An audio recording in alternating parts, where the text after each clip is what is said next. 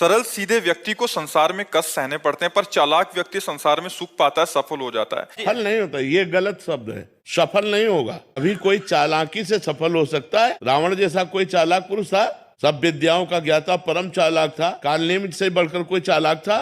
पूरी संजीवनी बूटी जैसी ही द्रोणागिरी में हर औषधि को कर दिया और साधु बनकर बैठ गया। हनुमान जी ने मार डाला, राम जी ने रावण को मार डाला, रहा न को कुल रोवन यारा। चालाक पुरुष सफल कैसे हो सकता? नहीं, सीधा सरल पुरुष कष्ट पा सकता है, पर सफल सीधा सरल सच्चाई पर चलने वाला हो। जैसे धर्मराज युधिष्ठिर बिल्कुल सीधे थे, यहां तक इतने सीधे थे कि युद्ध क्षेत्र में कल कौन सी रणनीति है वो जाके दुर्योधन सीधे पूछ लेता था। भ्राताश्री कल कौन सा चक्रव्यूह रचना है वो बता देते थे। इसीलिए भगवान दो बैठक करते थे, एक युधिष्ठिर के साथ और एक युधिष्ठिर से अलग। युधिष्ठिर के साथ जो बैठक की वो चक्रव्यूह रचना ही नहीं होगी, क्योंकि वो दुर्योधन को पता हो। इतने सरल थे कि वो आके पूछ लेते, वो पूरी बात बता देते थे। तो आप देखो विनाश किसका हुआ? चतुर चालाक, जिसके साथ शकुनी, दुशासन, कर्ण, दुर्योधन के साथ इतने चालाक, चालाकी की हद थे ये लोग। तो क्या ये लोग सफल हुए?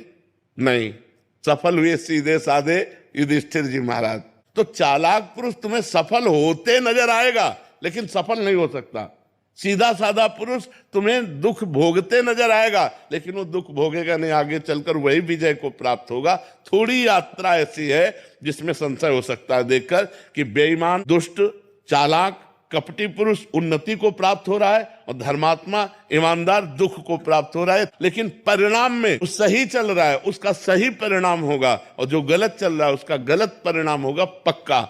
उसका पुण्य उसको साथ दे सकता है, लेकिन जो जीवन का परिणाम है वो ये पद नहीं है। मरोगे तो तुम्हारे साथ पद नहीं जाएगा, तुम्हारे साथ रुपया नहीं जाएगा, अच्छाई जाएगी, तुम्हारे सत्कर्म जाएंगे। और ये पक्की बात समझ लो, जब आपके आचरणों का, और भगवान ऐसी बुद्धि भ्रष्ट कर देते हैं कि खुला आचरण उसकी गंदगी सामने आ जाती है। आदमी की इज्जत चली गई तो किस योग रह गया? तो ये पक्का समझ लो, अच्छा पुरुष और धर्मात्मा पुरुष दुखी हो सकता है लेकिन हार नहीं सकता। विजय को वही प्राप्त होगा, ये निश्चित बात है। सामने से तो बहुत सुंदर दिखाई दे रहे और पीछे जो पाप कर रहे तो मालिक देख रहा है, उसका हिसाब मालिक करेगा। मालिक की दुकान में है सबका जीवन खाता, पाई भर का भी चूक नहीं होती हमारे मालिक से। एक एक बात का हिसाब होता है। अगर हमने अंगुली भी उठाई है तो उसका भी हिसाब है कि क्यों उठाई और कैसे उठाई। परमात्मा सबको देख रहा है, इसलिए ये मत जानो कि कोई देख नहीं रहा है, हम अच्छाई कर रहे हैं, हमें बुराई पर बुराई मिलती चली जा रही, कोई हमारे देख नहीं। परमात्मा देख रहा है। और जो एक है कि मैं छल कपट बुराई से बढ़ रहा हूं, तो देख लेना तुम नष्ट हो जाओगे।